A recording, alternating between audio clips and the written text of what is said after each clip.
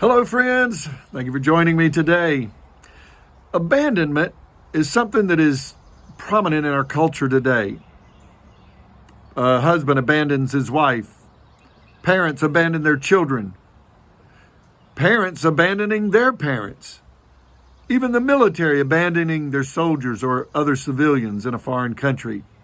There's such a culture of non-committal among people today in our society. These are all terrible, and it's a tragedy, but nothing can be more tragic than abandoning God. In our reading today in 2 Chronicles chapters 10 to 13, we find Rehoboam, the son of Solomon, taking over the kingship after Solomon's death. And the scripture says in chapter 12, verse number 1, when the rule of Rehoboam was established and he was strong, he abandoned the law of the Lord and all Israel with him. Then we read on down in verse number 5. The Lord came and he said to him, you abandoned me, so I have abandoned you. We see, my friends, that when we abandon God, then God abandons us. Now, what does this mean? Let me just give a few examples here of what happens. In our culture today, we've taken prayer out of schools, Bibles out of schools, and what's happened? We've had tragic events that have taken place right in our schools.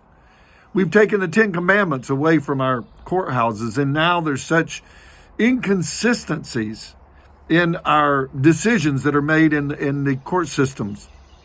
Well, friends, I want to say that what has happened in many cases in our country today is we've abandoned God. We've turned our back on him. We've asked him to leave, and now we're having troubles and we're having chaos and confusion. But there is hope.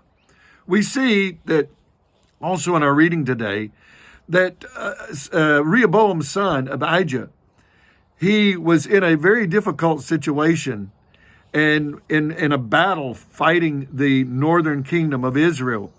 And he was surrounded. And the scripture says that he, in chapter 13, verse 14, he cried out to the Lord, and the Lord came to his rescue. I want to say, friends, that even though there's been much abandonment to God and his laws in our culture today, we can still cry out to him.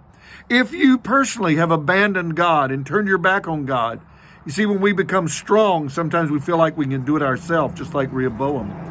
But I want to say that if you've abandoned God, you can call on him and he'll come back and he'll rescue you. God bless you. We'll see you again tomorrow. Bye-bye.